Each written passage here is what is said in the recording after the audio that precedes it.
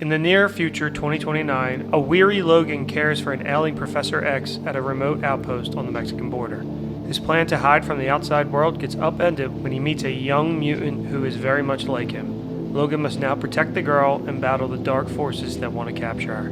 Today we discuss 2017's Logan.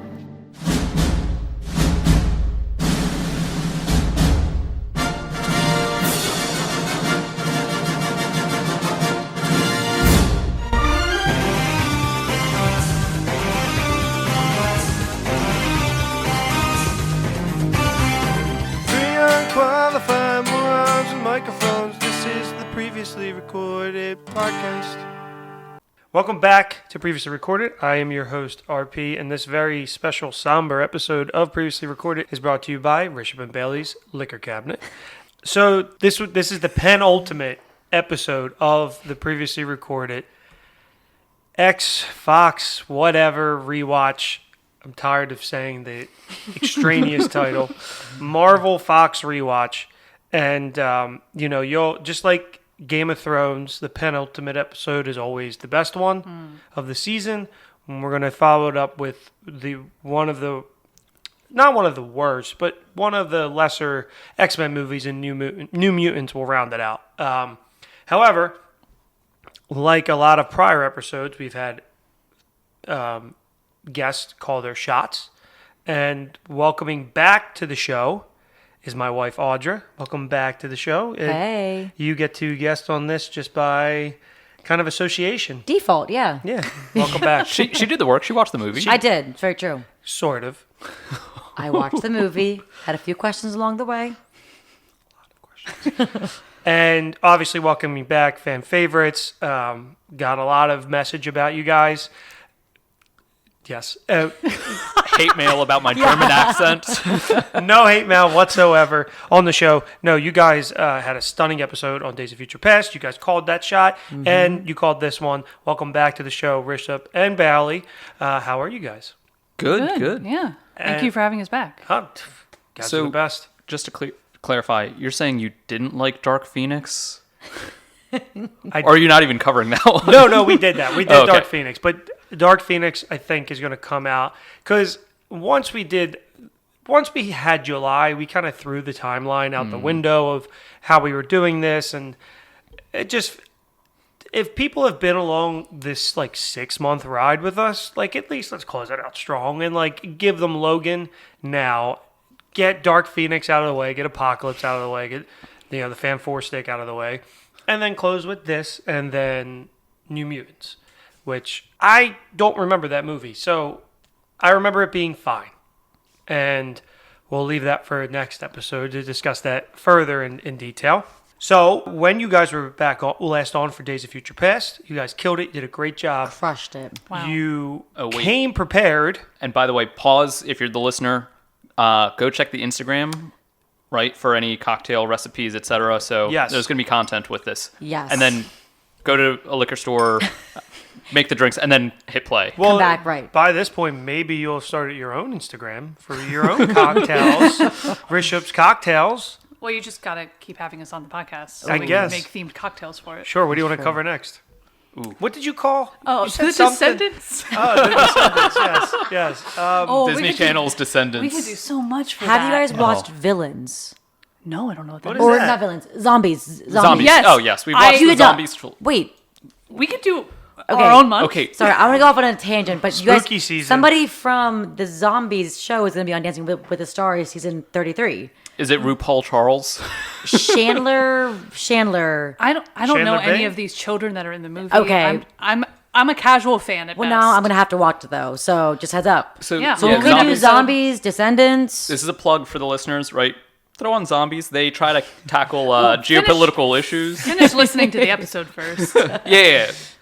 Rishabh's putting out a lot of call to actions. I like it. Immediately. I like it. Let's just Take over. Let's just start with the easy one of you should have your own cocktail Instagram for sure. Is that easy? Cocktails by Rishabh. Oh my God, it's so easy. Writes itself. Bailey does the art. And Audra manages it, right? Yeah, right. Yeah. Exactly. And then we could do a crossover with Sweet Ruth's Ruth's Cookie Pop Shop. Yeah. Cookie cocktail. Yeah. Ooh. Oh, look, it's Wow. spewing here. Wow. But we're here you to have cover. cut all of this. Yeah. No, this. Yeah, I know. Somebody's going to steal our Yeah. idea. Oh, damn. But we are here to discuss Logan. However, well, before we get to that, you guys were a fan favorite of this rewatch. Like I said, the Days of Future Past numbers are some of the best numbers we've had for the rewatch.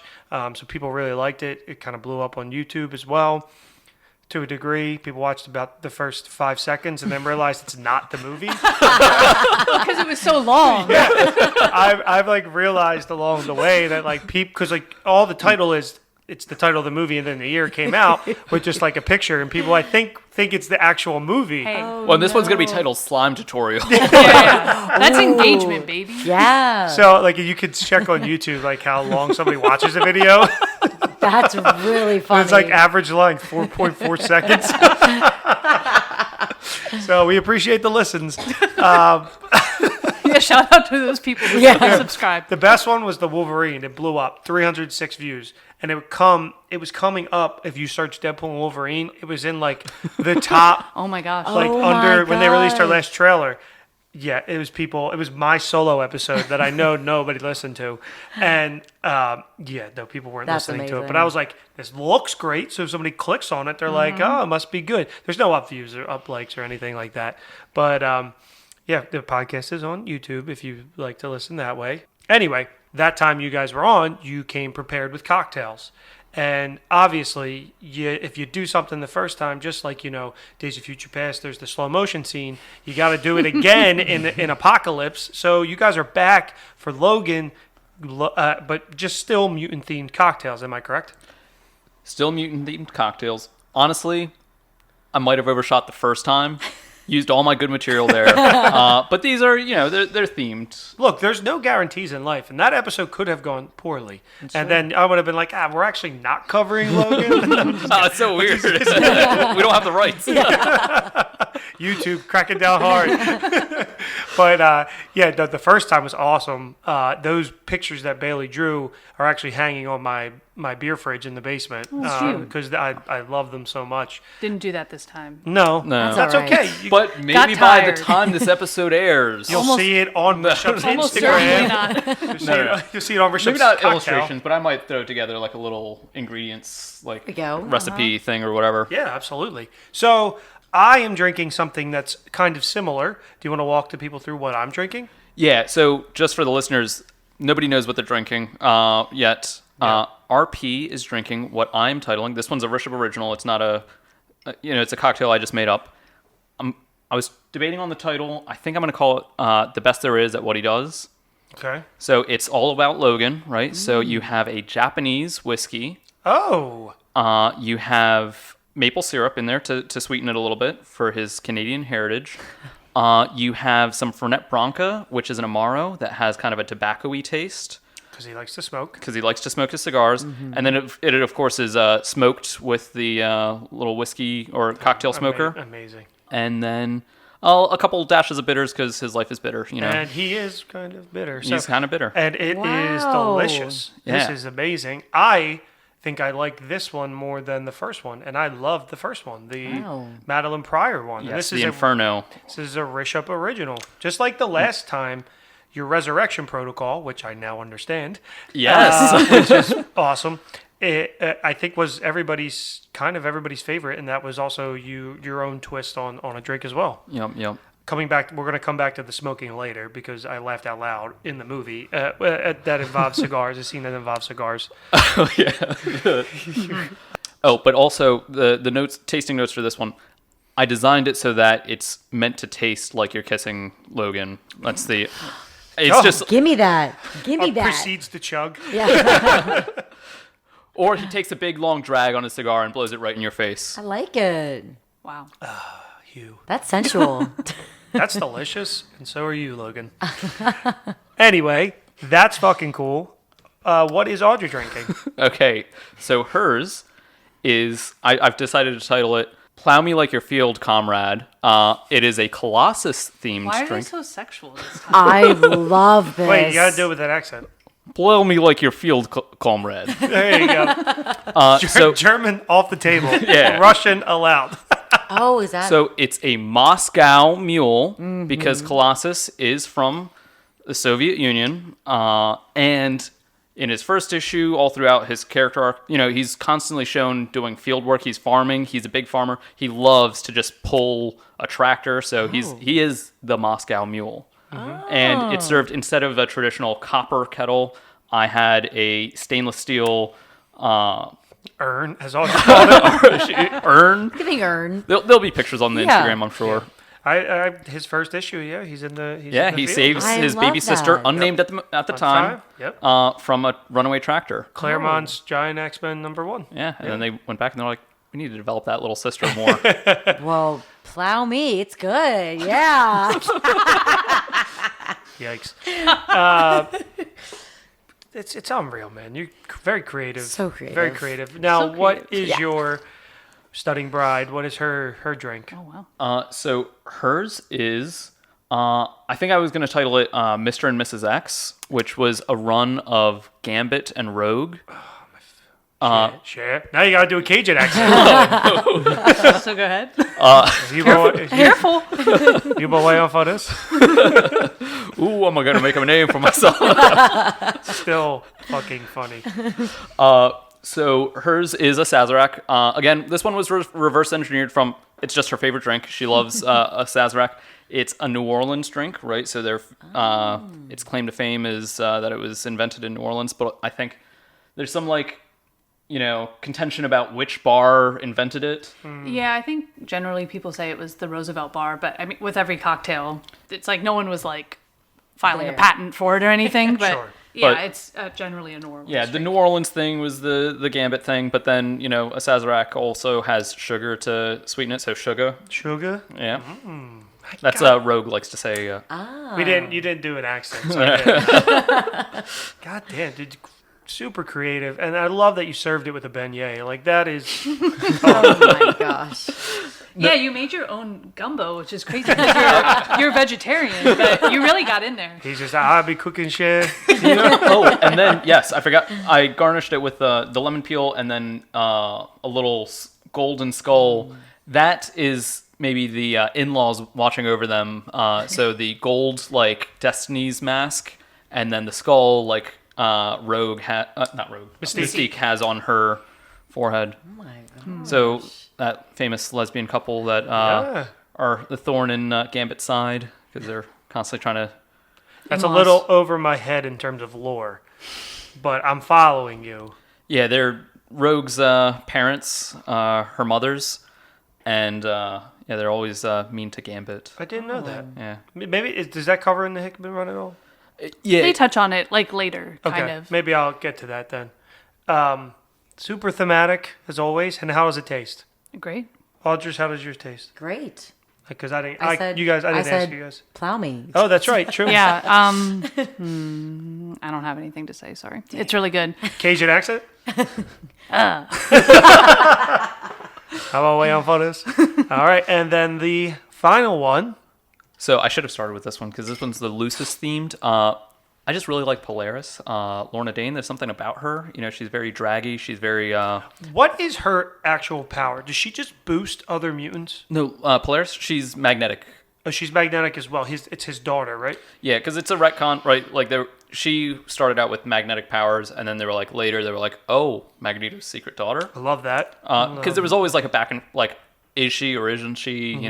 And much like all of his children, it was probably switched back and forth a bunch of times. But Sure. And not the daughter that was seen in Apocalypse. The Oh, I one don't know, that actually. controls birds or whatever. Oh, It's based off of I talked about it in the episode, which hasn't released yet. That's his first daughter, Anya. Anya. Yes, Oh. yes. Okay. Yes. Okay. Very sad. Because I think in the comics she's not a mutant. Yeah. But it'll. Yes, yes, she was. That's what it said. So yours is green, and her outfit's green. Correct. It's just all green. It's got cucumber, mint, some gin, and a little bit of ginger beer to top it off. Amazing. It's tasty, It's yeah. really good. It's very summery. Are you a fan? I'm a fan. Yeah. Okay. Do you like this one more than your last one? No, I think the other one. So the other one was like a play on my favorite cocktail, which Okay. is the penicillin. Yeah, that one was fantastic. Yeah, You could have done it again. That would have been fun. That one was honestly my proudest, right? But Because the also- reverse engineering from the True. 5, the resurrection protocols. Trust me. It's like I was reading Powers of 10. What is it? Powers of 10 and House of X. House of X. Because when I was saying that, I was like, Powers of X, House of X. Now I understand. Yeah. And when I was reading it, I was like, Eureka. I understand the resurrection protocol. And you could have been thematic and had it again because it's a you brought it Ooh, back. I brought it back. Oh. We might have the ingredients. Yeah. It's Krakoa and Araco. Maybe, Araco's not in the picture yet. Let's pretend that. And so the resurrection protocol isn't paused for the time. See, people who know Hickman can follow along. Yeah. There's a couple It's people. just a little hint for the Hickman fans. yeah. This is just for you. Yeah, if you're reading along to the comics that came out 3 years ago, you're gonna love You this. could be like me reading the new issues while also reading the new issues that follow Current, up yeah. the current run. Yeah. Anyway, thank you again, not only for hosting, Yeah. but for creating awesome cocktails. Oh, also this time, dinner, which Bailey prepared, Which was slaved amazing. over, Which is delicious. was also Hours. thematic. Yeah, didn't Rishabh was say. like, I have all of these ideas. Anyway, I have to go to work. And I was like, okay, I guess I'll make it. I won't be home until a couple minutes before they show up. So What was the theme? Okay, so Sam Guthrie, Cannonball, the New Mutant. He's from Kentucky, so I was like, why don't we do like KFC? Except I'm vegetarian, so it was a mushroom-based, kind of mimicking a It was amazing. KFC. It was style, delicious. It was delicious. sandwich. Yeah. can confirm it was Yeah. better than a KFC sandwich. And in the lore, in universe, I was like, well, why is he not eating chicken? His wife, who works for the Shi'ar Empire, was just like, hey, we can't eat birds anymore because I work for bird people. Is that Sunspot's best friend? Yes. Okay. Okay, and then for the sauce, I had Boom Boom sauce. Oh, boom boom. Boom Boom with the little capers that were supposed to be like her. Audra, do you want to have like a side podcast? Yeah. No, that's cool. I like food. I like I drinks. bet the listeners are eating this up. Literally. And it's like this. I've made a complete 180 since the last time we had you on because I wouldn't have known any of this, and now I do. Yeah, And it's been fun. And also for the listeners, Bailey and I, we only know the Hickman era, like the Krakoa era. We read a little bit of the Claremont. Yeah, but tiny bit. there's 16 years of that, so we're nowhere near. We read the It's the tough. It's tough. hits. Yeah, I skipped ahead to the Jim Lee stuff when I was reading Claremont. That was tough. yeah. So, thematic as always. Yeah, and I was gonna make like an extra spicy sauce for the Sunspot, so bringing the heat, and then Boom Boom and Cannonball had kind of a thing, and then Sunspot and Boom Boom had kind of a thing, and I think a lot of people think that Sunspot and Cannonball have kind of a thing. They're very close friends. Okay. The Cannonball is married. Yes. It's They're just a X-Men bunch of comics. teenagers. All right. Yeah. Cool. Now they're like in their 20s. Oh, Don't worry got about it. it. Don't worry about it. Got it. Yeah. Okay, cool.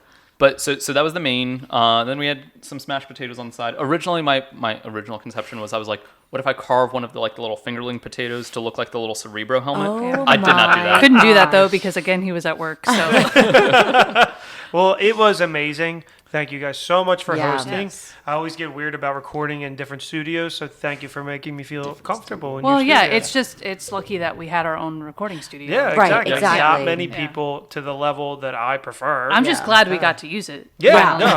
So Yeah, it's weird. You guys have had this Yeah, forever, yeah, and you've yeah. never used it. yeah.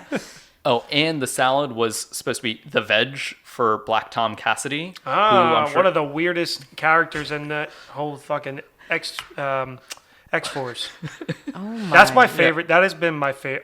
It's tough. The Marauders is really good. Yeah, I liked anyway. and Hellions too. Hellions is cool. Very cool. That weird fucking not Wolverine thing. Wild thing, I think it's named. Oh yeah, Kyle? Is his name Kyle? Not Yes. Kyle. Spoiler alert. Oh my god.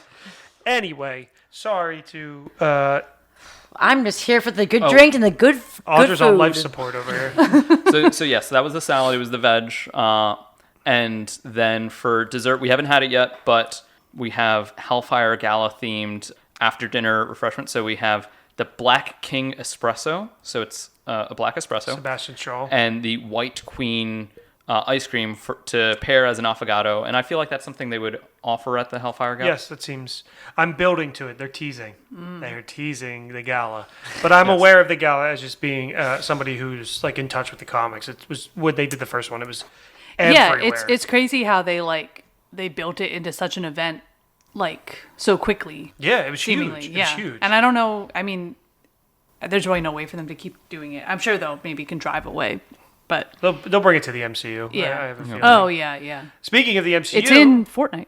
of course it It is. always comes back to There's a Fortnite. Hellfire Gala emote, and it's extremely good. Oh, really? Well, I just saw that David. What's her face? Black Cat was leaked on. Oh. She's coming to Fortnite, so maybe Spider-Man's coming. Oh, well, I think they're doing a Fantastic Four They mini are. pass. Did you see the Doom's throne? No. It's the remains of the thing. Yeah, we've seen that. Yes, yeah. It's awesome. he's It's I don't awesome. think I don't think I looked at it that hard. I did. Well, hey, we can squat up. There's 4 of us here. If Audra plays Fortnite, I will die. I'm not even good at Fortnite anyway. But anyway, it was nice to revisit this movie, which was released on March 3rd, 2017, directed by James Mangold and written by James Mangold, Michael Green, and Scott Frank. On a budget of about $112 million, it grossed $619.2 million with an opening weekend of $88.4 million. Pretty impressive for a R-rated drama to an extent. And this was after... this is obviously after Deadpool, and Deadpool had given them the kind of confidence for Logan to come out and do an R-rated movie. With a critical census of 93% on Rotten Tomatoes. The consensus is Hugh Jackman makes the most of his final, quote-unquote final, outing as Wolverine with a gritty, nuanced performance in a violent but surprisingly thoughtful superhero action film, defies genre conventions. And I think I can agree with that. There's nothing really in that I disagree with. So kind of off the top, when was the last time that Audra, this was your first time, right? Ever. Yes, first time ever. And you haven't even seen the Wolverine. No. You haven't. Just going in raw Big dogging Hugh it. Jackman fan over here. Yeah, I okay. am the biggest. I was thinking about this the other day. I was like, what is she a fan of him from? If not Greatest this, Showman. Yes. The Greatest Showman? The Greatest Showman. Okay, then What you're else? you're like a recent-ish convert. But then. I also Whoa. okay. No. I also saw King Leopold. Is that what he's also in? Kate and Leopold. Kate and Leopold. Where he met James Mangold. Yes. Oh, see, I'm an OG Okay, fan. so like 1.5 And- movies that you've seen. First off, I don't know. Also, Greatest Showman was pre-pandemic, so I think in anything. But it was after Logan and everything. It was after all of this. It's like, But you're like, so you right saw before Greatest it. Showman. Also, I hate that movie. We don't have to talk about it. You saw that movie that and you movie were like, services as a phenomenal musical. It's taking a Disagree. Broadway However, I show. thought musicals had to have, music. There's yeah, Oh, no, not there's garbage, is what I'm saying. not Like, pop charts that they retrofit into the movie. Are we? High School Musical 3 is the rebirth of the modern movie musical. Oh. Okay, from well, a Western wait, perspective, you're not I say wrong. You're as, not wrong. a Greatest Bollywood Showman fan. doesn't even come close to it. Anyway, we But can't so have you this saw that, conversation. and you watched that and you were like, love Hugh Jackman, don't know what else he's done, won't look into it. That's Love true. Ringo Starr. Who are the Beatles? The Showman has, just real quick, there needed more emotional beats to that Oh my- movie. Yeah, it I needed I that. love, It I love the needed music. a lot. I love the music though. I also think I don't know why. I just like telling you this earlier, or someone, him and his wife, now ex-wife, Ex.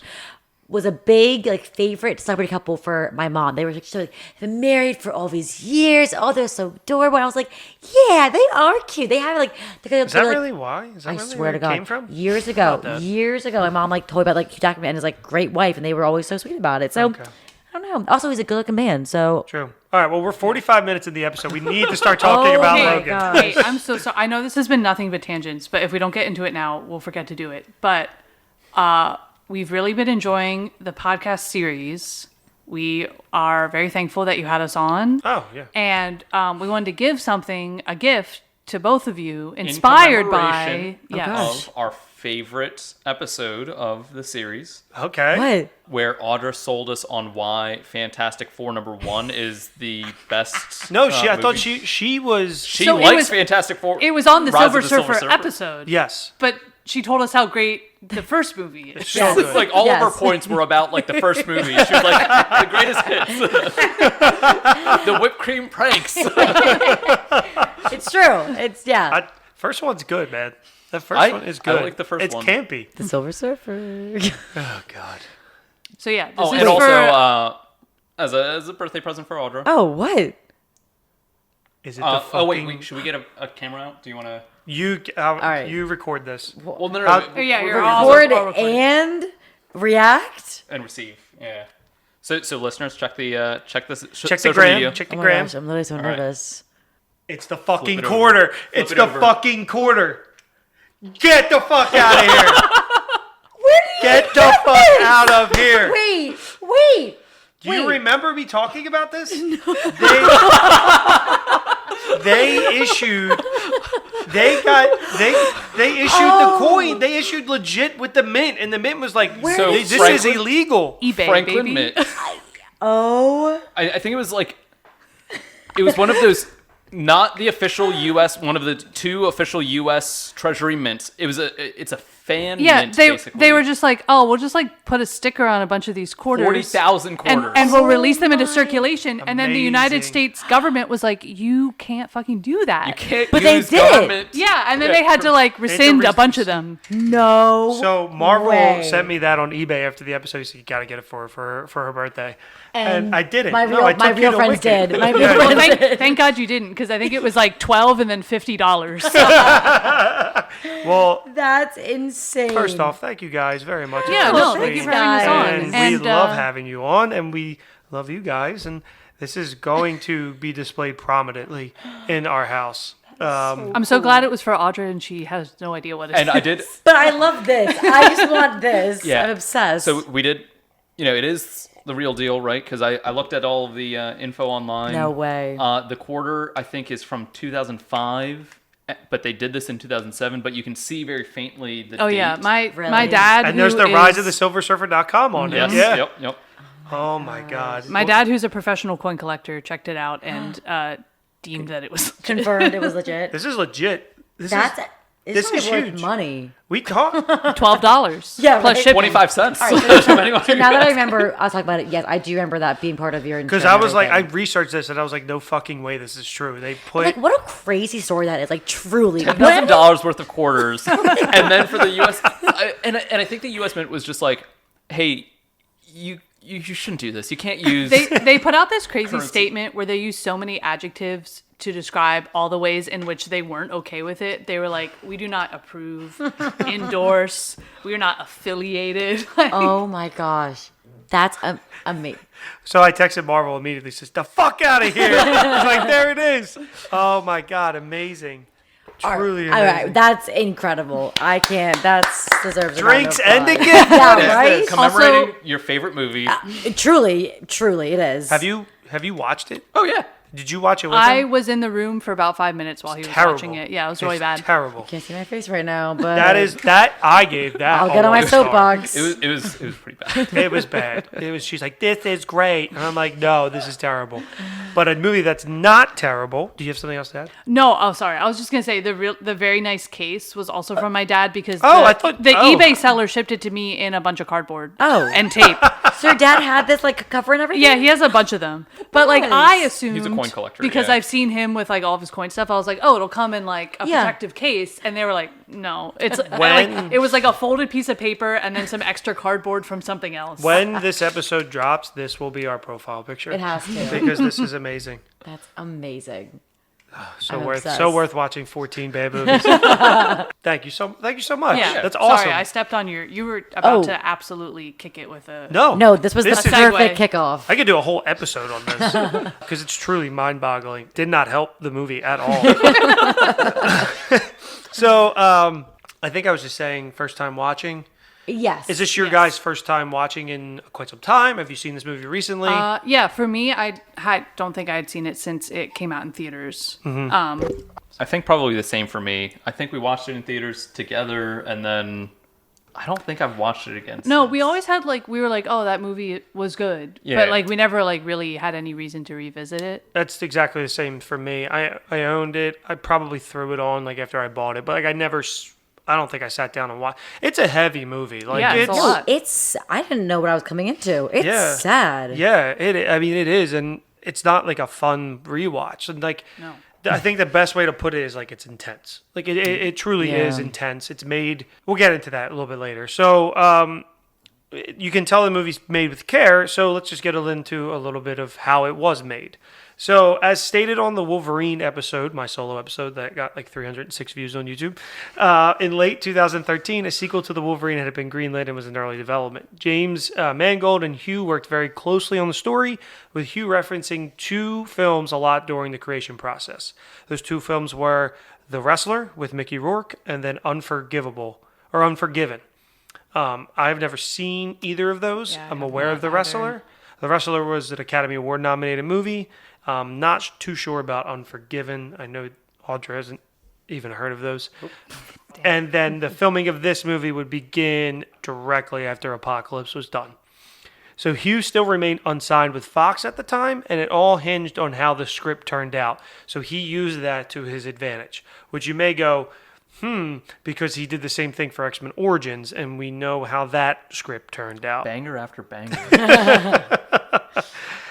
So in early 2015, after screenwriting duties had been passed from a couple different people, Patrick Stewart announced that there were earlier discussions of him returning to the film and teaming up with Wolverine for something very different than previously done. Obviously, this is a very different version of Professor X in this film than we get in the entire series. So that year in September, Mark Miller, a famous comic book writer, confirmed that the film would be loosely based on his Old Man Logan story from 2008. The next year, it was announced that the film would be titled Logan, and the film would follow Logan dealing with the healing factor issues beginning to fail, Xavier suffering from dementia seizures. One of his seizures in the movie ends up injuring 600, killing 7 X-Men, which really is a kind of blink and you miss it line, which Audra missed. Thank you. I think I also is that in retrospect or it happens. It's over the radio. It's over the while radio, they're driving, and and only if you're really listening do you really hear it. And she was on her phone at this point, so Okay. she had missed it. They were driving, so I wasn't. Well, they're driving for a lot of the movie. Thank you. It's a road trip movie, basically. And, the dialogue that characters share On is the important radio, to a film. on the radio. I will say, in your defense, I caught it the first time I watched it. This time I actually missed it, but I remembered it from Right. watching exactly. it the last time. So we had just talked about with Wolverine, ruining the legacy, everything like that. So this is the most random tidbit of the movie. Do you know what actor inspired Hugh Jackman for this movie? Oh. And his decision for this to be the final performance as Logan? Any idea? I can give you a hint. Someone that we know. He was big in the 90s. Okay. Okay, I'm thinking. From Christian a sitcom. Bale? From a sitcom. Oh, from a sitcom. Sitcom. Because I was thinking of who's that guy that's in all those westerns? Like Clint Eastwood? Clint Eastwood. Yeah. No. Give us another clue. That man's still going. That man's 95, still directing. One It's more not clue. like Gandolfini, is it? It's not Gandolfini, Okay. no. It was the biggest show on TV for quite some time and ran for 9 seasons. Friends? Is it Cheers? It is Jerry Seinfeld was his inspiration. Excuse me? Yeah. So for those who don't know, Our favorite episode of Seinfeld, where Where- he has to transport. where he's where his adamantium is killing Do you him. have your facts straight? I do. So Because that's why they drove the mail truck, with the recycling, was they were trying to get to Canada. yeah, to get rid of all the cans. So you may say, "What the fuck are you talking about?" Yeah, I do say that. So he says, I'm going to try and do an Australian accent. Uh-oh. I was having a chat with... Nope, that's British. That's British. I'm not even going to try. I was was having a chat. I can't do it. I Don't can't do do Australian. it. Just don't. So he said, I was having a chat with Seinfeld about a year ago, and he was talking about why he finished Seinfeld. He said he'd always had this feeling and belief that you never know when either your energy or the audience's energy is going to dip over into people saying, oh, please go away. And Seinfeld had been very open about season 9 being his last because they had begged him to come back for more. And he's like, no, he's like, I'm not going to ruin the goodwill. So Jackman accepted a pay reduction to ensure that the film would get the R rating because he wanted to give everybody that kind of last hurrah, the true send-off. He wanted those tits in the limo. He wanted those tits in the limo. Why Jump scare. Why my 17-year-old cousin is not allowed to watch this movie? I don't blame her. 2 seconds of tits in the limo. Literally, That though. brief nudity in the MPAA rating is... They're like, you can impactful. stab as many people as you want. Do not show nipple. And there was 2 nipples. Do not show what you could see very easily on Twitter Yeah. by just scrolling. Because By mistake, honestly, all at the this time. point. All the time. So Seinfeld was really the reason. Wow. Well, that's what, yeah. A point to the R rating is Audra, when the movie starts, it starts with that awesome opening, and Audra's like, wow, this is really graphic. I said, using that R rating. No, it was Right off really, the bat. Yep. like, really graphic. I was shocked. Yeah, I mean, and if you watch The Wolverine, it's about as graphic As to it a can go. degree as a PG-13 movie Yeah. I thought could get. So at points, the film uses vintage X-Men comics, which to this day, it's still very, too meta for me. So meta. Yeah, I don't like it. I'm like kind of on the fence about it too. We had thoughts about that. So they use that to advance the plot, as well as as a metafictional reference. So this is the interesting part about that, is they were only allowed by Marvel to use that on the condition that they use characters and designs, but not any actual real issues of X-Men comics. I was gonna. We noticed, Rishabh pointed that out. I will say the art in the fake comics is amazing. It's Because cool. I saw it and I was like, So they were oh, real like what? No, comics? yeah. So I liked how they did the outfits, but then made them look I don't want to say less authentic, but you know what I'm saying? But honestly, Like an those looked interpretation. very Claremont era. Yes. Yes. Especially with all the text and whatnot on Yeah. the cover. It's just yeah, I know, and I can't describe it other than saying it looks like a knockoff drawing, because and so I like what they were going for. It's not perfect. It's not what we're used to seeing, and it gives you that odd feeling of something you recognize, but also at the same time are no. So they were done specifically for the film by Joe Quesada and Dan Panosian. Couldn't tell you. Can't tell you. Okay, and I then recognize Joe Quesada. yeah, Quesada is the big name. So reality was that in the film Unforgiven, when Clint Eastwood runs into Richard Harris, who's writing these fictional accounts of the great Western heroes, or Pat Garrett in Billy the Kid, where you've got these aging heroes who are kind of Twilight versions of their own legends. That's kind of what they were trying to go for. That kind of vibe of modern day legends and what people think they are versus the heroes that they think they are versus what they actually are. And this is the biggest contrast of them all, I think, is Wolverine. Wolverine is this... He's not an anti-hero, but he's this unheroic... He's a reluctant. reluctant hero. And- His attitude is And he carries, unheroic. he carries the weight of a lot of violence and Yes. death behind him. But in these comics, he's shown as a hero and a good character, which is kind of, I think, part of the reason why these people reach out to him and they want to trust him. But he doesn't feel that he's deserving of that. Exactly. trust. That trust, that love. He's just I was just kind of doing what he... And he's always reluctant, like you said, reluctant. In the other X-Men movies, he's always fine, I'll save all these people. You know what I mean? And it's just, he's such an interesting hero that it is actually truly impressive that he's had so many movies made about him, because it's weird to say this now, but he's kind of a hard character to adapt. And I feel it's a weird...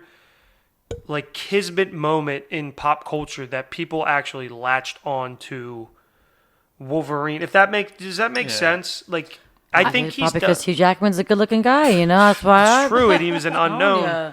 And he's when you read his comic books, and I think Logan is a great representation of who Hugh, and I truly think a lot of the like page to screen of Logan is pretty accurate, like to a degree.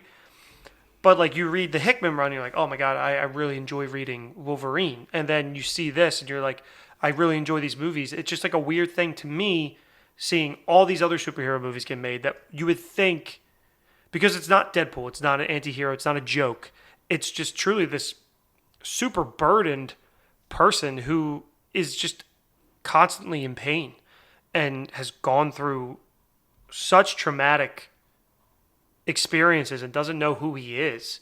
And like it's just you know what I'm saying? Like it's weird for him to be the anchor of this franchise because Yes. I think initially you're supposed to think Scott Summers is going to be the anchor, but people just latched onto Wolverine because he's fuck James Marsden.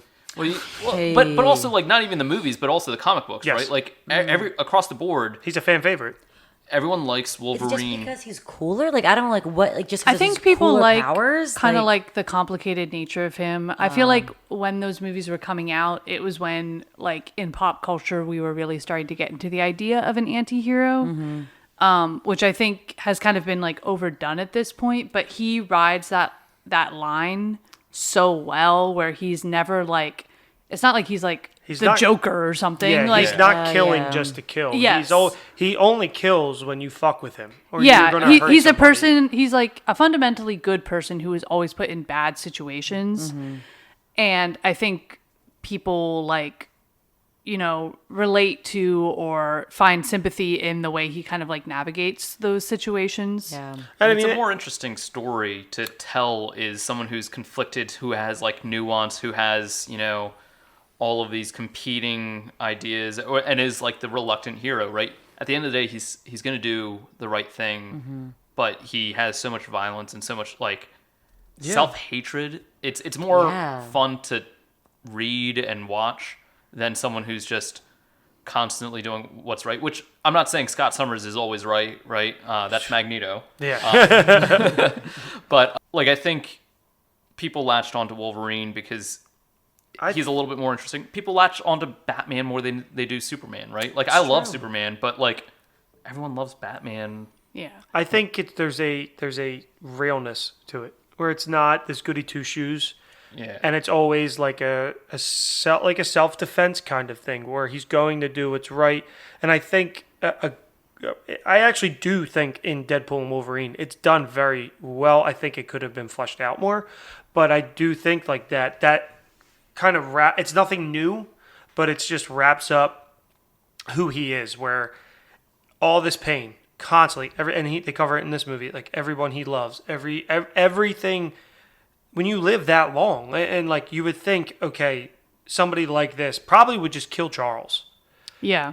But Yeah. he has this. How old is he supposed to be? So he's Logan. born. Logan? He's born in the 1800s. Oh wow. So Yeah, at he's this like point- he's functionally immortal. Really? Basically. because yeah. his cells don't die, Yeah. it's regenerating. So I guess at this point he's like 230, right? Because Yeah. it's 2029. Wow. Yeah, that was a weird fact for me. I was like 2029. What a random year to choose. Could you not His tell car by the was a Chrysler? 2024. I know. I was like, oh, 24 Chrysler. Okay. He's got that new John. Yeah. I don't know why I said John. I never Okay, Philly. It's the Philly coming out. I never say John. It's just maple syrup. Oh my god. But yeah, no, I find that. I think that's probably what it is. It's just that he's relatable. Yeah, that's a and good point. I was real. thinking, like, And also. among the X-Men, he's not the goody two shoes. Right. Well, right. Because like, who wants to take care of an annoying little shit girl who's just latched on to just a lot of like you're his best friend, father figure is dying in front of his eyes. And he can't do anything to like help him. How would he help this other girl? It's like it is more real and like Yeah, more, there's a lot of him where he's given a choice, and at first it seems like he's Yeah. picking the obvious choice, which is to like protect Charles or like mind his own business, and then it's kind of always at the last second he's like, "Fuck, you know what? Like Yeah. I think this is skipping like way ahead, but I think it's at the end of the movie when he tells Laura like, "Don't be what they made you." Yeah. Is Oh, like good. the all-encompassing like the thesis of this movie where Yep. he's like undergone so much trauma, he's had so much pain, but he's still able kind of like almost despite himself to like reach out and like be the better person and like choose hope. Yeah.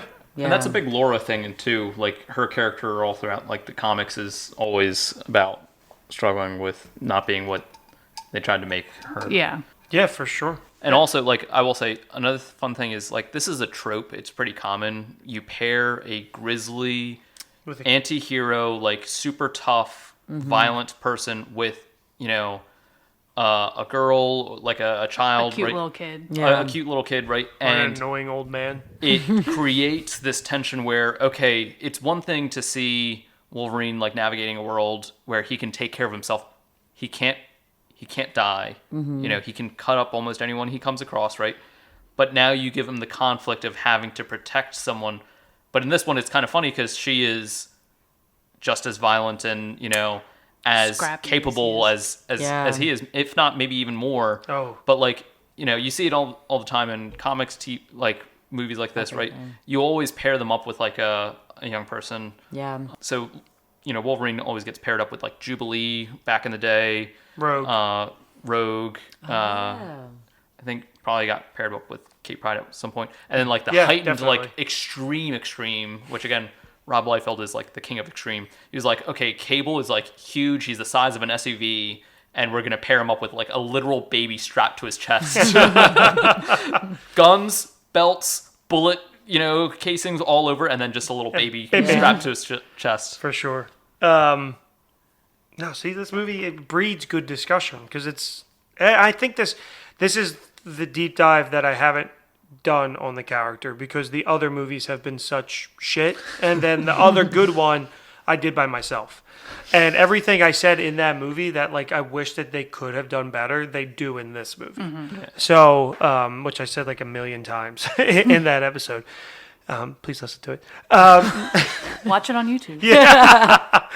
And we'll dive deeper into that, obviously. But Mangold drew a lot of inspiration for this film from films Hugh had mentioned to him. But then he also drew heavily influenced by 1973 film Paper Moon. Have you guys ever seen it? Nope. 2006's Little Miss Sunshine, which you can feel, I truly think. I have also not seen that movie. Oh, I He know. does. I Such a know. good movie. I mean, I've like that's the only one on this list that you've said so far that I'm like, oh, that's like yeah. like a movie everyone has on their Yeah. should be watching. And then Nolan's Dark Knight trilogy, which you can feel that as well. Yeah, you can. Basing in kind of the real world.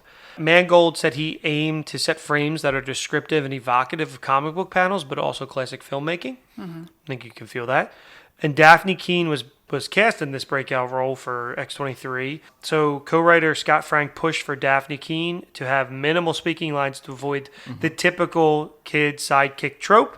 And from the beginning, so she was talking from start to finish and had an attitude, and they kind of were like, no, Oh my god, that'll be a that huge is like mistake. such a like turning point choice. That's crazy Yeah. to think. Like you She- can't imagine it without her performance. Oh yeah, like She the was first half of this incredible. movie. I don't know how Amazing. old she was when this was made, but her acting was phenomenal. Yeah. Like you And forget. without like being like not speaking through the majority of it, she is still so good. That's what I was like. I was like, she hasn't said anything, right? I was like, am I crazy? Have I missed the line? Like, she didn't say something until that car scene. And I was Yeah. like, whoa. But you Because can she was tell so exactly what impactful. she's thinking in every Exactly. single moment, which is wild. And I have a note here. We can get to it later about like a particular scene that I thought was like phenomenal. Yeah. Like And it's interesting. Like she didn't do a lot of work after this. no, she Like, took a huge break, and Yeah. then now she's kind of showing back up with the Acolyte, and then Deadpool and Wolverine and again. honestly, like, you know, you sometimes have to cast children, but I feel like, you know, maybe making a career out of children sometimes is not the best for them. Sure. You know, even if they are enjoying it or if they have fun initially, like, Yeah, I'm glad she came back like of her own volition. Like as Yeah. an adult, like maybe it was something she decided she didn't want to do, but she is obviously like amazing. in Yeah, this movie. the reason she was revealed in the trailer was because she wanted to come to the premiere too, which I find of Deadpool Wolverine, which I love that little tidbit. So a couple little bit more interesting things was that Patrick Stewart on his decision to return was that he found that it was super interesting that the mutants were no longer useful to the world, and it was like area that they kind of had never dug in before, and he said their powers are diminished like all of ours by age. And yet he was really kind of gripped onto this role. And he was great, annoying at points, but great, and annoyingly on purpose. Like he's supposed to be that nagging kind of conscience for And him. then they ruined it by having him show up in Doctor Strange and the Multiverse of Madness. Multiverse. Keyword multiverse. That's not this one. That's the friggin' He's dressed like the X-Men 97. He's the cartoon. He's supposed to be the cartoon. So then my final note is that for the tone, Mangold and Hugh Jackman wanted to kind of break out of the mold, do things that were kind of like, some of the assumptions that are existed in the past with comic book movies, and they really wanted to set the tone. So not merely to change just for change sakes, but also to make something that's speaking to the culture now. That's not just the same style. Like how many times can they save the world in one way or another? How can we construct a story that's built more on the character and the character issues in a way that's almost as if it wasn't a superhero movie, yet it still feels like you can still feel features their powers and their struggles and whatnot. And I think that kind of nails the thesis of but the tone of the movie. Like it truly, for a little bit, you're like, oh shit, yeah, there's a superhero movie. Like, because you forget when they go to Vegas, when they obviously there's that like 6-minute scene where he's just getting up the elevator and like whatnot. You're like, okay, superhero movie. But these things and what we just spent time talking about, like, but grounding it in this plot of just trying to get a child and then a couple children across a border, right, felt so much more satisfying than just, oh, they're destroying an entire city block and I'm going to use whatever power, like. It was so refreshing to not have the plot be we're trying to turn humans into mutants or cure the mutants or like anything like that. It was so refreshing. Well, I'll be honest, from watching it for the first time, when this whole thing was brought up, like they were creating the mutant kids or creating the X-24, I was like, oh, they're still doing like mutant things in this movie. I thought it was just like them being like a buddy cop or like a road trip movie. movie. I was like, that's what it felt like for the majority of the movie. I wasn't expecting a whole other. When that guy came out, the doctor, I was like, why are we doing? I was like, when X-24 came out, I was like, what is this? Who is this man? What? So that was a whole other thing. We'll get into the clone. But yeah, I mean, this is like all I ever really want at this point from comic book movies because like you fall in love with the characters and something that is. It's like sparse in plot, but like not in a bad way. Like the objective is very small scale and simple, and it just like allows for all this time for like character interaction and development when you don't have to worry about like getting an ensemble of like 20 fucking characters together to go fight like big gray goo in the sky. Yeah, I mean, don't get me wrong. I love my pig slop, but I love this, and this is the thing that I want Marvel to get back to. Yeah. Is not everything is end of the world stakes, and which is kind of what they did for a little bit, surprisingly, in Deadpool and Wolverine. Wasn't end of the world stake. No, granted, a whole timeline was being vanquished. End of many worlds, all worlds, I would say. But the plot for a little bit didn't feel that way. But like, for an Avengers movie, I want that. But for Cap 4, it shouldn't be the world's ending. Like if this nuke goes off, like it should be like their capstone movies, like their end games, like that can save like the world-ending threats and get back to. This is a bad example, but like the Winter Soldier, it was kind of world-ending because those things were just going to start killing people. But like that is a very like they've gotten away from what this movie does, where it focuses on character, not characters, and like that moment in time, not setting up for anything, which. That I just sounded like a person on Twitter because like a lot of these movies, if you have watched them, they are focused on the now.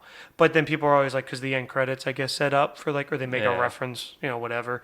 But no, I completely agree, and I want more of that. And like, genre movies are great, right? Like, and genre comics are great, but you don't have to have the same look and feel for everything, right? Agreed. And this one is a Western, right? It's a road trip. It's like there's so much there that's fun about it. Yeah. But you could do horror like genre superhero movies. You could do.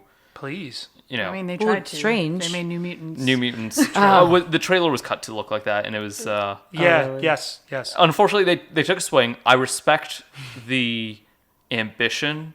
The execution, they kind of, fell on their face a little bit. And that's the problem with being owned by a giant conglomerate, is that everything has to be... There's ways to do cookie cutter and still make it feel unique. Yeah. This is an example. You have some tropes in this film, but no, I was going to say that this movie looks beautiful. It looks so unique. It's different. And that's the integrity of having a filmmaker that kind of knows what he's doing. Say what you want about Indy 5. There's parts of it that work. I think some of that is Lucasfilm as well. Just kind of get involved, the Disney machine. But Mangold, I think, did a good job. Because if you look at Mangold's other projects, the dude knows what he's doing.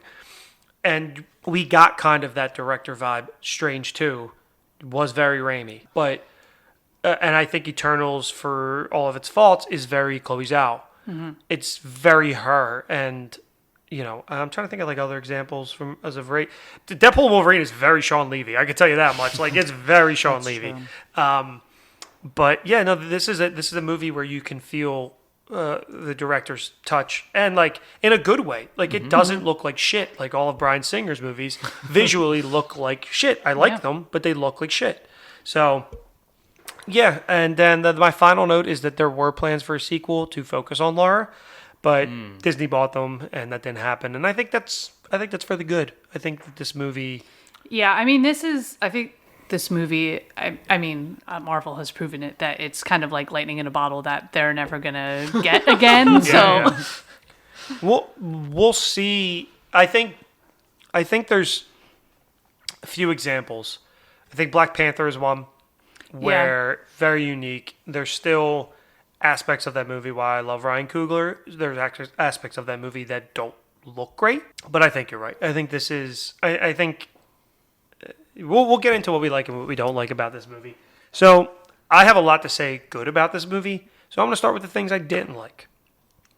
And my biggest nitpick of this movie, besides his hair being incredibly inconsistent throughout the entire movie, there's scenes where it's like blonde and looks natural. There's scenes where it's black and short and you can tell it's a wig.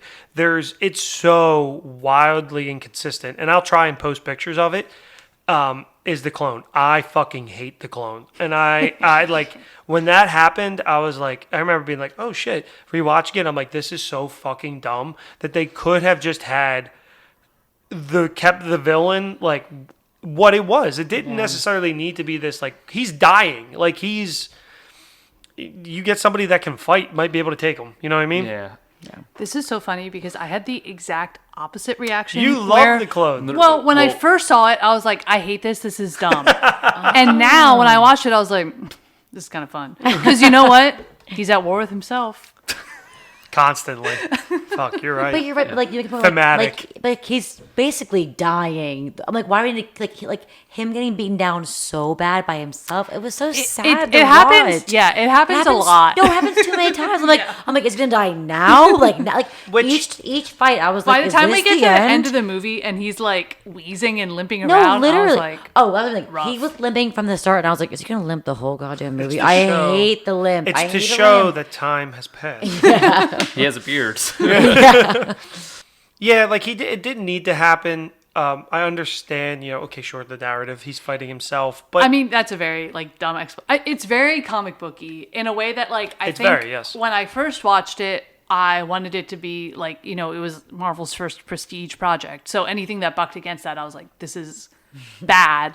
But now I think like I have more fun with like the blend of those two genres. That's a good point. It might not. I don't think it necessarily maybe serves the movie in the best way. No, but it also is. This is still a superhero movie. Yeah. They're like, hey, it's been pretty sad so far. Yeah, it has. Do you want to see Hugh Jackman fight Hugh Jackman? And I mean, I guess like it's his last movie, so if he didn't have like a good fight, you would be like. But it was like 5 fights. It was a lot. It so could have been like one. He could have killed the family, which was tragic. Okay, Rough. guys, I was shook. Yeah. When that family died, with that son, I was like, no way, they wouldn't go this I was far. constantly surprised by the the deaths and the level of violence that they show against children Yes. in this Yeah. movie. No, the children's scenes were kind of rough to watch. Yeah. I'm not gonna lie. You didn't see that? You didn't see that coming? With the family dying? You didn't? That was my peach. No, You like remember? that? Do you remember what my guess was? You didn't see that coming? What is this? Do you From Age of Ultron. Yikes. You didn't see that A coming? movie I've never seen. Prestige. Aaron Taylor Johnson getting another mention. Trust me, I know him. I still didn't look into if he did anything bad or not. That's right. From the other episode. Craven the Hunter. yes. Craven the Hunter. Yeah, I remember. I if he did something bad, like put in a warning out there just in case. No, do you remember what I said about the family? What I thought was going to happen. I had high hopes for this. I was like, Oh he's yeah, gonna he's give gonna He's give gonna the go to money. college. No, I was like, because they were like, oh, we have no money, we're so poor. I'm like, he's gonna give them the $30,000, and I was so excited. I was like, he's gonna go to college. Yeah. They're gonna have money for their well. Well, he wasn't good at sports. He only got second or third That's place. right. I was like, every yeah. time. It was so brutal that at the end when the father dies, I was like, that's probably for the best. Oh, Because I don't want to definitely live was. with everything that I saw happen. And like Yeah. that's when I got mad at Professor X because he's like, "Oh, we should go," and Logan's like, "This is a risk. Like, what are we doing here?" Yes. And it's like him being like, "Oh, thank you for this last well, night." like he said, he was like, Just like- best night I've had of my life. and then it's clone Logan.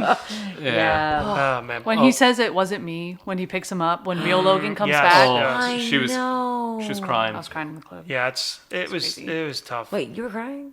Oh, I cried a lot in this. You didn't cry? You weren't really watching it. I will say, I think the one punch up I could maybe see is instead of clone Logan, if you did his son or something, like a mistake he made. Who's his son?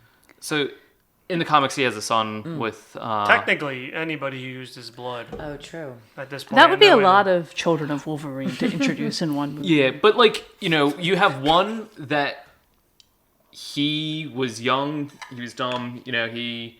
Like an actual, biological.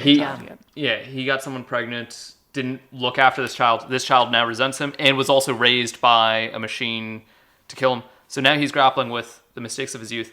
Laura, he had no say in, he had no choice. That was just without his knowledge whatsoever. He's trying to protect her, but then also maybe trying to redeem his son or save his son too. It's a lot of work in the writers' room. and also I mean, if they had done that, I would have also been like, why are you too introducing much. him with no back? Just give me a clone. Why didn't you give me a clone?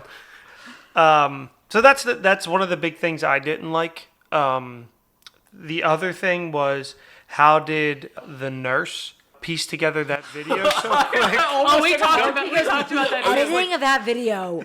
It's good. The Like, angles. did she use creator. Canva? iMovie? She hacked into their security footage, stole security footage from, at one point, there's another camera person filming, the kids, training. Yes. And, the kid knocks them down, and Bailey was just like, was she in the room? Did that kid knock her down? It's not even that. It's the voiceover. Yes. The voiceover? Yeah. Yes. She voiced over. She cut and printed this to send to NBC. Yeah. Like the day she died. Like if Yeah. you're watching this, I'm dead. And it's like, but what if you got it to NBC? Like, yeah. She's submitting this to Cannes. Also, I love that it just cuts out middle of the clip. Like normally you watch that whole thing through, and he's like, the phone dies, and I'm like, I like that. That's that was- real. that He's was like, clever, He's yeah. like, ah, fuck. And then, Well, then it also was fun because it was with the whole store clerk scene. which this is when I laughed out loud. Do you sell phone Yeah. chargers? Yeah. And then he proceeds to steal it, not pay, and then steal the handful of cigars. And I love that. I was like, that's great. Because I have no notes for this movie. I took 6 notes. But those are some of the things I didn't like. What about you guys? What are some of the things that maybe you wish could have been better, or maybe didn't work for you this time around? So similar to your thing about the phone editing, the Yeah. feature Just length small documentary. small nitpick, but Yeah. it's the big part of the movie. For me, in that scene, she says, this is illegal in the U.S. and Canada. Yeah. And my question was, but not Mexico? Well, that's why we're middle of the movie. I was just like, why are they trying to get them to Canada? And I'm like, 'cause That was they're it. safe. The other one I was... will admit, how you were saying this movie is like all about like them going to the border. I'm like, is this really all they're trying to do is just get to Canada? Is this gonna the end all be all? Well, yeah, Raver Donald Pierce and Dr. Xander Rice, they're not going to break international law and apprehend these kids once they cross the border to Yeah. Canada. They'll do child experimentation and torture. They'll try to but murder the children in the border woods. stops them? They're like, we can't. They're It gone. makes no sense. Because they're not villains. They're just scientists. It make that part I was confused by a lot. So mean, he's what's his face? Brian Cox, who's Striker. He's Stryker's son, right? He Yes. says that. Okay. He does, say But that. not the other son we've met in the other installments of this franchise. Yeah, not the one Not with the Jason telepath. with the two eyes Yes. that can do... Yes. It's a bit like confusion. They also reference X-Men 1, and they reference, like he says, this is in New York. When he's talking about the Statue of Liberty. Yeah, And then they reference something else, but I'm like, when is this? Because Days of Future Past reset the timeline. So it's like, they mentioned something else too, and I'm like, what is I mean, where honestly, are we at? I am okay with something that's not like slavish to this is the timeline. I'm okay with something that's a little looser. That's like, I am as well. You know, you can pick and choose what you liked from the previous movies. Yeah, just and because then it was you just clean. Don't worry about the others. Just because I mean, it that's was- how comics work. Yeah, true. And just because it was reset doesn't mean that it didn't happen in the reset. You know what I mean? Yeah. Okay. I think like also The stuff happened, but not like this. Yeah, you know? yeah, exactly. And so I will say applause to Audra. She made it about 35 minutes into the movie without asking a single question. And I'm like, there's a lot Wow. going on here. So you were just spinning. Oh, I was just, there was no notes behind my head. I was just like, I saw boobies. I saw, you know. That bought you another 10 minutes. 'cause you were Exactly. like, wow. Right. I expected a question when we saw Professor X, and she didn't ask a single question. I was like, I'm going to write So- this out. And then I was like, wait, brings me to my this is first really note. crazy. So my first note, I didn't write it down because, you know, the first thing I thought was, okay, they really going for the R rating with the violence, right? Mm-hmm. But then my first actual written note is, even Charles gets to swear? Love that for Yeah. him. I loved it. He said, He drop the F word. yeah, he just called him a fucker or something like I that. feel like, I feel like he says the F word a lot. no, Yeah. yeah. Oh, yeah. They're like, we're naughty. They use F word a lot. Yeah, that's For they that, should. yeah. Yeah. I mean, I think this whole like I don't have personal experience dealing with like a parent or an older person with dementia, but it felt like very real to me just the relationship that he and Logan had together where like sometimes he was like more lucid and they were having these full conversations and then sometimes it was like trying to take care of like a child that like Right. does not Yeah. want to be taken care of. Accurate. And Yeah. like Logan's reaction to it where you can tell he's like so frustrated, but you know, it's something he has to do. Like he's Right. not going to abandon him just because Which of this. is like, that's the big thing with Logan, where he doesn't want the responsibility, but he always takes care of it. Well, and does it his way, which of is all of the movies and whatnot that we were talking about earlier, to me, I got big Of Mice and Men vibes. never seen it. What? Or even the read book. What Wow. are they You read teaching it? you in Philly? Yeah. We read, You have it in your English class? we read The Outsiders. I don't We even did know not what read that is. that. What are they teaching Thank you in you. Lancaster? What are they Exactly. teaching you in Lancaster? Of Come Mice on. and Men. Yeah, Of Mice and Men. That's Steinbeck? What grade? I have What no grade did you idea. read that in? 10th? Yeah, Okay, 10th grade. No, we read Gatsby in 10th We grade. did Gatsby. I was yeah. ninth. No, we No, didn't. It was 11th 10th. grade. Yeah, we had 11th. Carly for it. Wow. Carly. Not the Lancaster specific. Ooh. Shout out to Sean Carly, our Yo. English teacher. I'm gonna share this with If you're him. if you're listening, remember to rate, like, and subscribe.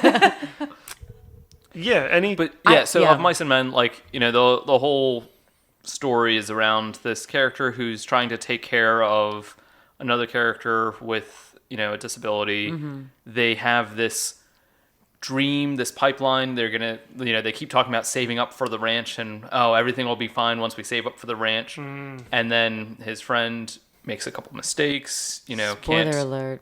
Yeah, spoiler alert for Of Mice and Men. Yeah, I mean, I haven't Something- fucking read the book. Everyone outside of Philly had to read it. But you know, his friend messes up. I think kills someone, and then he instead of the ranch in this one, they had the Sunseeker, that boat that they were going to ride off into Yes. the horizon. Oh yeah. But it's Right. like the thing that, he always It's tries the- to tie Charles back to kind of like keep him. Focus. And Yes. at a certain point, he knows it's never going to happen. Yeah. But like they keep talking about it, which is very like of Mice and Men. As their situation gets worse, they keep like reminiscing together about this dream that is never going to be realized. And Donald Pierce is like Curly. Oh my God. But instead of having a glove full of Vaseline, he has his robot glove. So do you want to like click But your also- pen or whatever you do to mark where you're going to cut stuff out of the... But also to bring it full circle, the boat is kind of like Charles's dream, Yes. where mutants and humans will coexist, and it'll never happen. It'll never happen, right? It's something that you keep telling yourself, Because you hope for the best. It's being hope. It's the X-Men. It's the point of the X-Men is to hope for change, hope for the best of humanity, for the best of the world. This, and that. Yeah. Isn't one of the hosts of this a teacher? Yeah. Oh, Mice and Men. I'll have him comment when I say him. So this should be retitled of Logan and Men. I don't know. But yeah, no, those are Of X and Men. Not the of Mice and Men Wikipedia page pulled up on Rishabh's I wanted to phone. make sure that I got Curly right. He was the Vaseline glove guy. I haven't read RP it. wouldn't know. So Yeah, I mean, a weird book to read as a show As because 10th he graders. keeps his hand in that glove so he can finger ladies later, so I it's soft. didn't know His that. wife. Yeah. That's crazy. Maybe also. Well, Wait, speaking of fingering, can I? Oh, we have to take another break. Doesn't relate at all. Yeah, doesn't relate at all. But Plowing speaking like of, Colossus is hitting. why did they choose that odd albino man as the Stephen character? Merchant, Merchant. as Caliban. Fun fact: I thought that Stephen Merchant was the guy who also played the Lizard in Spider-Man. Rise Siphons. Game of He's in House of Dragon. He's in The Replacements. Is They're that a normal? He's in assumption to Venom. make? He's in Venom. He's in He Venom. looks very last- similar to Stephen Merchant. The Last Dance. But- No, this isn't normal. They look nothing alike. I was like, what a weird character. You're like, he's the lizard, right? And I said no, and you said, are you sure? I said, are you fucking asking me if I'm sure? I was just like, I watch Marvel movies, and I'm pretty sure. I'm that's him. pretty sure he's that. That's the one. Yeah, so my first note, again, because you were asking why Caliban, was... I did not ask why Caliban. Oh, She yeah. I did. asked. Yeah. I was asking that too, honestly. Thank you. Charles is detecting Laura even while trapped inside the water tower, right? And I was like, can Caliban not detect Laura? Isn't that like his one No. thing he can do is detect other mutants? Professor X literally said, or no, it was like, you track mutants. Why couldn't you track mutants? Because he was He's literally- delaying it. He was purposefully purpose? delaying Well, I it. think in this Later, movie, yeah. he tracks them like a bloodhound. Yes, with sniffing and like Yeah, he does? but in like the comics, he's more like he's like a Cerebro, basically. Yeah, he's... like anywhere in the world he can like. Why is he Feel- burned by the sun? Just because he's albino. Isn't that what don't happens to even them? like I don't think know that's that- part of his character. Yeah, I think I it was don't just... he's I out think of it that was little just. thing. Well, I so- could see Stephen Merchant being like, "I want this." Yeah, Caliban is like, I think part of the Morlocks, at least in the cartoon. I haven't read a Over my lot head. of original stuff, Yeah. but like, they dwell in the sewers because the world kind of rejects them and is very violent towards them. So they hide there. That's their safe space until it wasn't. But yeah, I think because he's pale, they were like, he probably hates the sun. Even, Lucky guess. Even Charles was like, that albino man, get him away from me. I was like, damn. Yeah, did he say like that? I don't know. I feel like he was said something insulting. albinomism, like literally like albino guy. I forget what it was. Honestly, very in line with Charles. Charles is a dick. He Yeah, hates he- the Morlocks. Yes. So like, If you're not a pretty mutant, my can't come to his that's school. true. My point to him was he was so annoying. Laura, Yes, Laura, he was. Logan. Like the first like half hour of the movie, Yes. that's like all he's saying. I wanted him to Maybe die he does just have for that reason. he has dementia, so maybe that's all he can remember to say. Yeah. But his connection with Laura was very sweet. I enjoyed that. So, is there anything else that we didn't like about this movie that you might want to cover? We already covered the family. That was terrible. That was emotionally terrible. You know Yeah. what? The Foot Claws explanation, the Yes. lionesses scratch with their hind legs. I was like, Go back to sleep, Charles. Yeah. he's not lying. Yeah, they're Wolverines. Yeah. Which again, you talk about the whole Wolverine thing. Why he calls himself the Wolverine in X-Men Origins is like Wolverine's not even a thing. It's a whole whatever. I don't know why they did that. I truly do not have anything else I don't like about this movie. No, I mean, all my stuff is like Oh, is it? very small. I mean, I feel like they're. So this was made in 2017? Yeah. Came out then. Okay. Yeah. I feel like it's touching on like a lot of border politics stuff, kind of like Trump era stuff. I mean, there's literally like children in cages, which was like Yeah. a big, kind of like talking point during the Trump presidency. But like it doesn't follow through on any of those in a way that feels purposeful. Also, the hydro stuff. I don't think The was- hydro has- stuff was so I found strange. that. Oh, yeah, the I water found- stuff, right? I found that so interesting.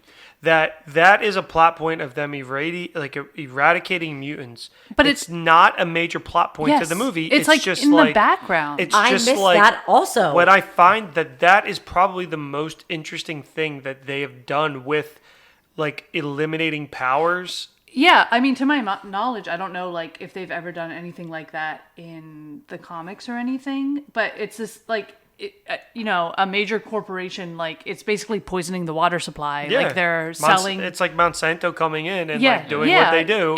It's really interesting and it's like barely used. Like halfway through the movie, I like turned to Rishabh and I was like, "Is hydro the only thing people drink anymore?" Because like all we were seeing were advertisements for it. She like picks up a can of it in the convenience store, yeah. and then there's like that reveal at the end, which is cool, but like it feels should've- like it could be its own movie. It should have been its own plot point. Yeah, like yeah. again, it is incredibly interesting. Yeah. And that just goes to I truly think the thought that was put into this movie, where it wasn't just like here's a formula again, like or here's like a serum. We're gonna get rid of mutants. Like it gave you a reason to how and why they were doing what they were doing. Yeah, especially because they said it so far in the future, and then you have this question of like what happened to all the mutants, and then like very quietly in the background they like answer it, but it's almost like not relevant to the plot because you're just so zoned in on what's happening between Logan and Laura. Yeah.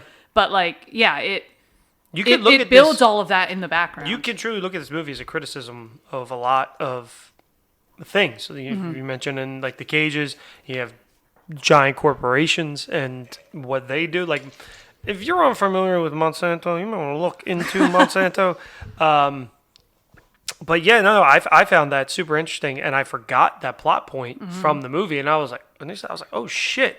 And like the fact that they just brush over it, and then they're like, Yeah. "Here's the clone, he's back," and I'm like, hey, the clone.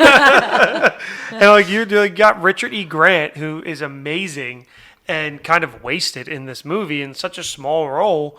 Yeah, no, I like that a lot, despite the clone stuff, and I liked how they handled. Like I don't feel like the connection between. I like how they didn't give Laura and Logan an immediate connection. Like they built to it, and even at the end when she dies, I did think like the daddy stuff, like calling him daddy, was a bit of a stretch. I have a headcanon about this, which is like it's based a little bit on the movie, but I think like Charles Xavier as a character, as I like perceive him, is someone who I think doesn't always understand like the effects of what he's going to say or do will have on people on like a personal level. So I think he and Laura are having all of these like telepathic conversations in the beginning of the movie. I think he was telling her all this information about Logan, about her, about how he is her father. I mean, at a certain point, I think after Charles dies, she reveals that like she knows that Logan wants to kill himself because Charles told her that, which is an insane thing to tell a child. But like I think he gave her all of this information that like really helped like in such a short amount of time that like she started to be able to conceive of him as a father figure outside of like what their actual relationship was like. And then they go through all of this stuff and he is such a protector towards her that like it does feel contrived in the moment, but I think it makes sense like retroactively. I think for her it does, and I'm glad he doesn't go like, I always want, like, like some bullshit line. Because like he could never, even on his deathbed, I don't think he would ever be capable of like saying something like that. And he needs to have that true, genuine connection with somebody that he hasn't had since Gene. And even like when he tells her that he was going to shoot himself with that bullet, it's like, I think because he doesn't view her, because like her opening scene is fucking insane. Like when she beats the shit out of all these people, it's so fucking cool. Like it's batshit. And like I was like blown. That's like one of the only notes I had is her introduction is truly insane. She comes out, she's eating her fucking cornflakes and then throws a head onto the ground. And then next thing you know, she's got claws coming out of her feet. And you're like, what the fuck is going on? This girl's like 9. So I think he views her very differently than she views him. So then having that, maybe Charles is communicating things because of what he wants Logan to be and what he wants Logan to be seen as. Yes. Because that's the whole narrative of the movie is you're such a disappointment because you didn't live up to your potential. And so that's a great point. And that's something I didn't really think of. I think she already knew Logan was her dad before. Yes, she saw the claws come out of her own hands in the and voiceover. Then she's reading the comics and she's like, "Wait a second." Yeah. And in the voiceover, the nurse says she's your daughter. Yeah. And so she probably told. So I think reading the comics, she's just latched on to this idea of Logan, what he is, and she and especially Gabriella, the nurse, is probably feeding her a lot of stuff about how this is the man who's going to help you. This is the man that's going to save you. This is your father, right? So I could see her putting a lot more weight. And then she is ultimately disappointed when she meets him. As most people are when they meet Logan. Also, when they hear these things about people and then you actually meet them, you're like, oh. But apparently Hugh Jackman's a great guy in person, in real life. Yeah, are you willing to stand? I'm pointing to Bailey. Yeah, you stand by this Hugh Jackman one? At this moment in time, with the information I have, I find him to be neutral. There we go. I think he's great. You think he's charming because he's a little weird, I think. I don't particularly like it. I don't know. He's good in these movies. Yeah. We can end the discussion right there. That doesn't need to go any further because you're going to upset me. I love. So again, let's revisit the Greatest Showman. Energy. It's hard. It's hard for me to handle sometimes. It's true. I saw a tweet that said that Ryan Reynolds is a person who's extremely normal, who's trying to act like he's crazy, and Hugh Jackman is like a quirky person who is trying to act like he is normal. I find that to be extremely true. That's so accurate. Yeah. Yeah, I mean, as we kind of wind down, I think we've had probably the best discussion of a movie, not just through this rewatch, but I think on this podcast in general with Logan here tonight. Audra, I really enjoyed your points. Yeah, I really got. Okay, listen, this movie I enjoyed. It was really good. I see some notes on your phone. No, go ahead. Do you want me to? Okay, ready? Yeah. So violent. Boobies. Why is he taking care of Charles? What happened? I didn't ask it. I wrote it down. I mean, that's a question you're asking as the audience. Thank you. And that's what I said. And then, my issue is I didn't realize, again, guys, spoiler, I didn't watch the other Wolverines. I said, James. Why is he calling him James? That was a big thing. She said the movie's called Logan. And yeah, right. And then I said, out of her foot? Question mark. And then I said, not the family, all caps. So those are my top notes. To be honest. I mean, I think that's a very good I was about to say you could watch this movie if you didn't know anything about comic books. That's probably not true. I mean, I didn't know much though going into this. There's a lot you could get from it. Yes. Without having to know the whole history of the X-Men. Well, what? Because I watched X1, 2, 3. Yep, and that's it. And that's really it. Do you watch First Class? Okay, yeah. That's it with Wolverine. Right, exactly. So I didn't know So she saw Deadpool and Wolverine before seeing this. Yes, that's very true. Which they lied and said that that movie has no impact on this. Which Logan is kind of the heartbeat of Deadpool and Wolverine. Like the Logan story is the heartbeat of Deadpool and Wolverine. Yeah. No, When it hurt me so much seeing him hurt the whole time. Like truly, I was like, this is like hard to watch. You 'cause didn't cry? I'm not a crier. Wow. All right. Bailey could was tell- sobbing from the trailer when Oh this my first dropped. When Oh, yeah. Yeah. Oh, okay. Sorry. Another thing that when I saw it in theaters, I was like dumb, and then this time it did make me cry. Was when she picks up the cross and she makes it an X. I gasped Because I went, as when I first saw it, I was like I was not like an X-Men super fan. I was just like I had seen the movies, whatever, and I was like, that's stupid. It's just because it's important. the letter. And then I was like, he's the last one. And it's like, it's not only that he's the last one, it's also kind of the end of an era Yes. in the Fox universe. was this the last one? No, because we had Dark Phoenix we wish. and New Oh, Mutants that no. were supposed to be kind of a rebirth Yeah. of them, but this was the end of the era that I grew up with, that seems like Rishabh grew up with, that you had kind of got into when you were older. Your friend got into it. And it was nice to share these movies with you who are just was nice. experiencing these for the first time. Because superhero movies have come so far since this. Like this, when this came out, this was a huge fucking deal. Like this was, You said it was Academy nominated.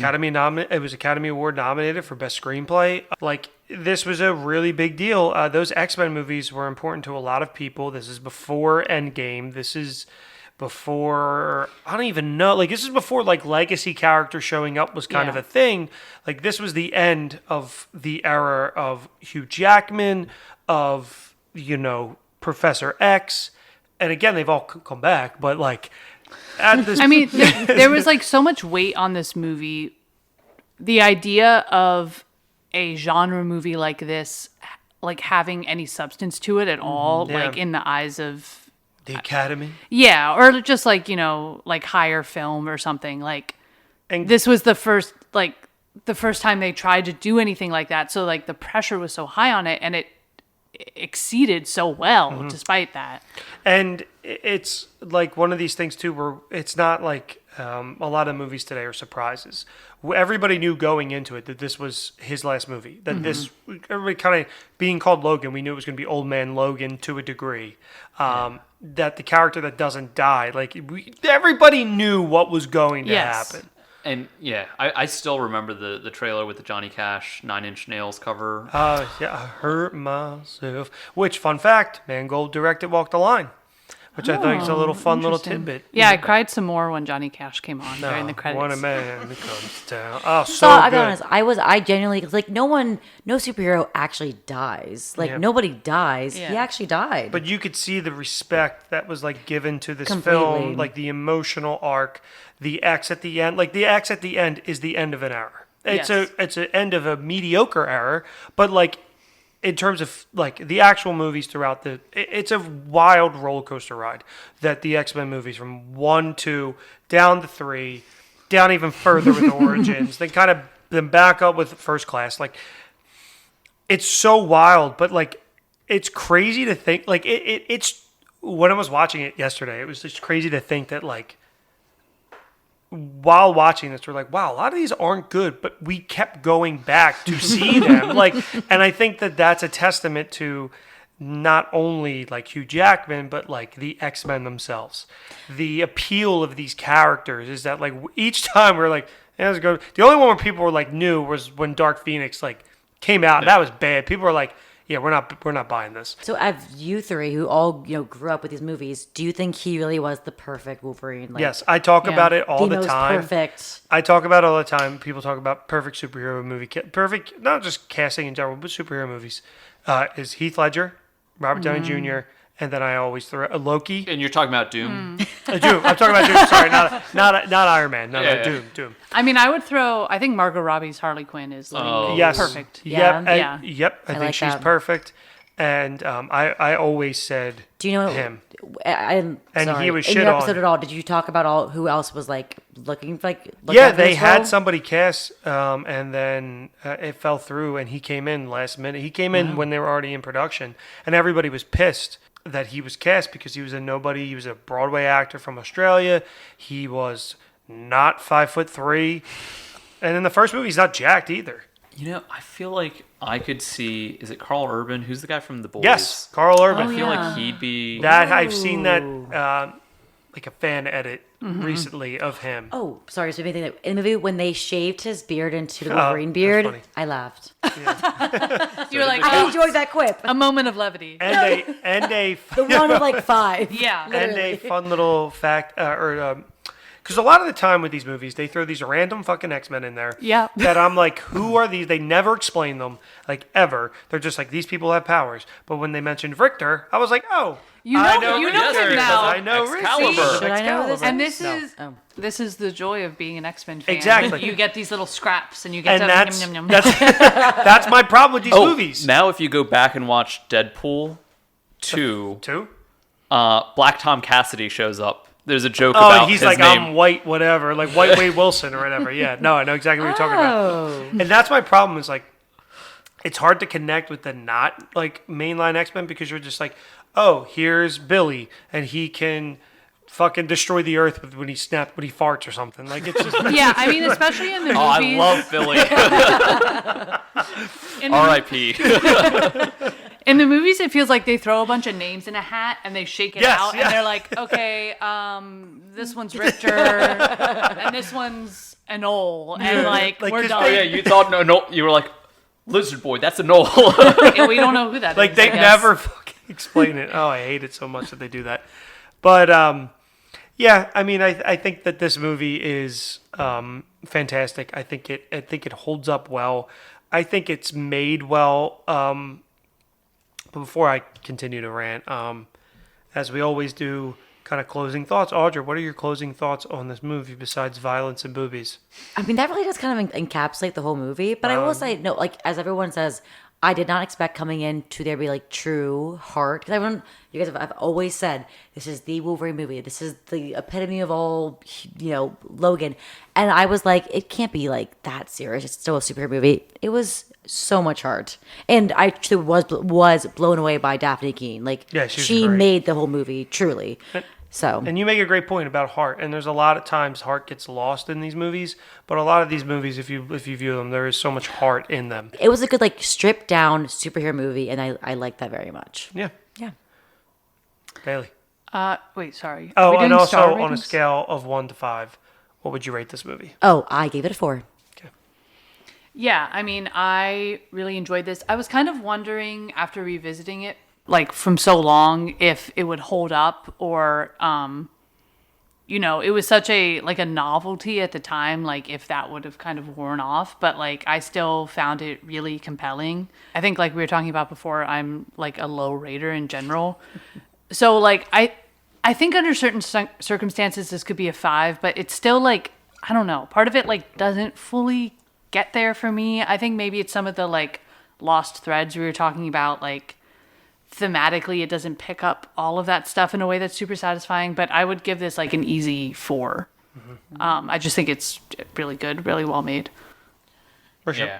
No, I mean, the heart is like, I think what is present here. I think a lot of other movies have tried to capture that, but haven't. But like, the one note I have was specifically about like the family dinner that they were having, and just Charles and Logan reminiscing about the school. It was, I don't know. I'm going to start crying, man. yeah, it was, and he's like, busting on Logan for being like one of his worst students or whatever, and and like Daphne Keene's performance there. She's not saying a word, but her little smile, her looking back and forth, because she's watching her dad get reprimanded by like his old professor, and it's just so heartwarming. It's the first time she experiences what like a family moment is like, and we talk about like, oh well, Charles got those people killed and whatnot, but I think his whole point was, whatever the mission is, whatever like your next objective is, you have to take the time to